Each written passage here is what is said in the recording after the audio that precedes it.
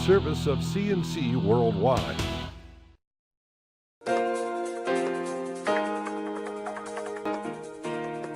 The Daily is a service of CNC and Jib Jab Greetings. I'm Bud Lowell, and your full AccuWeather forecast is always on top on your CNC local page.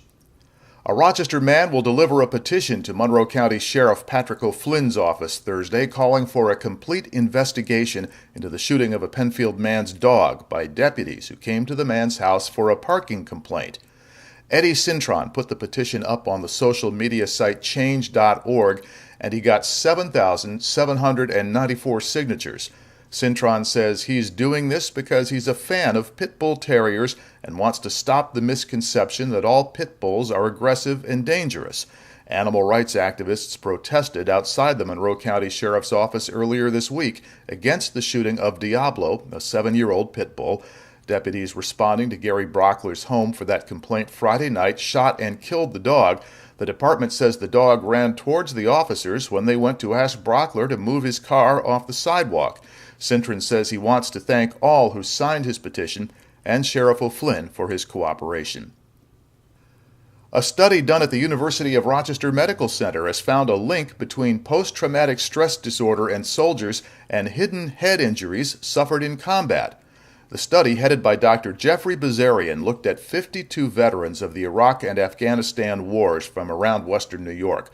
All of them served in combat between 2001 and 2008, and 30 of them had suffered one or more concussions from exploding ordnance or IEDs. All 52 veterans had one or more symptoms of PTSD.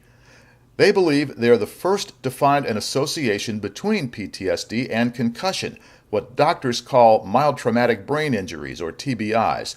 Dr. Bazarian says they found physical changes in the brain that can be seen with advanced imaging technology.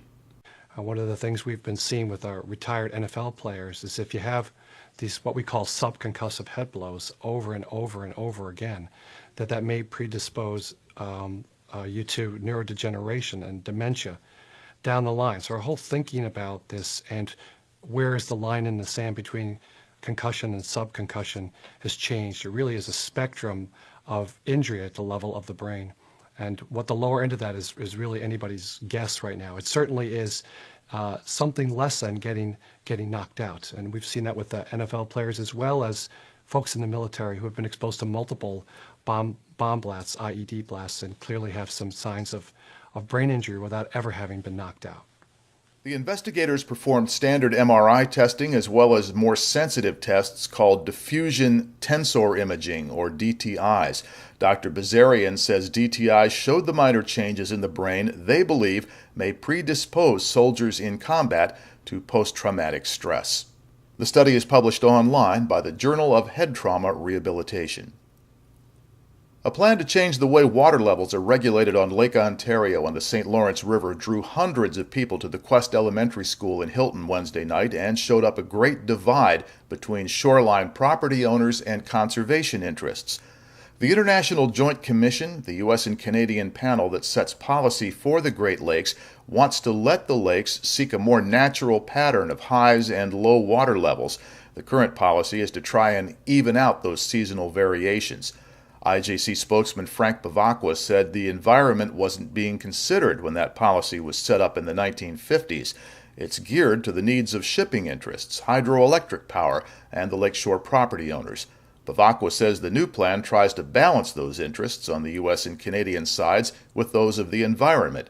Wetlands and fish particularly benefit from natural high and low water cycles, but Bavacqua says it will probably come at the cost of more shoreline erosion. And lakeshore property owners say that cost is too high. They believe they'll face more winter storm erosion and damage to their homes. Many speakers echoed Rod Lowe of the Grandview Beach Association, who called the plan devastating. But the Lake Plains Waterfowl Association said it's 100% behind Plan BV7, as the proposal is known. They say it would restore Buck Pond and Braddock Bay in the town of Greece.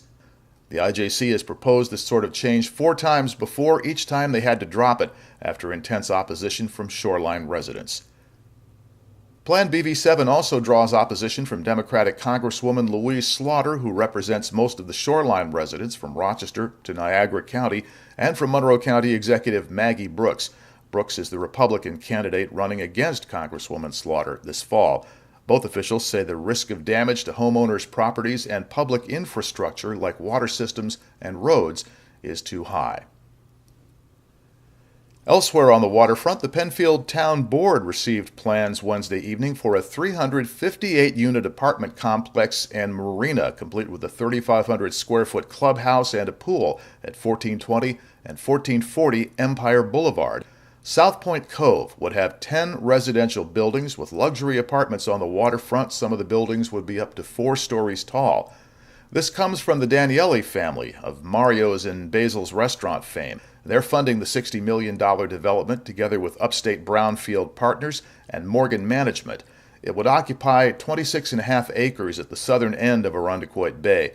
Only about 15 acres of the land would actually be developed in order to preserve wetlands and the natural look of the shore.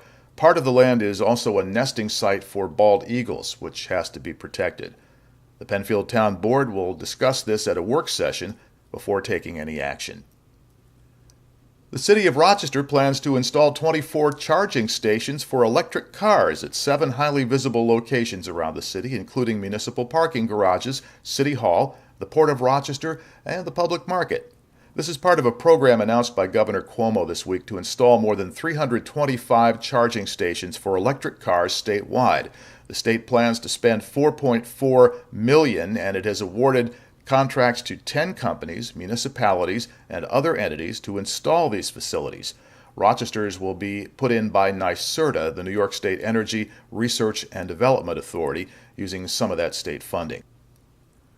The case of an off-duty Monroe County Sheriff's deputy involved in a DWI case will go to a grand jury. Sergeant Paul Dozer requested through his attorney that the case be waived to the grand jury, and Hamlin Town Justice Richard Moffett agreed on Wednesday.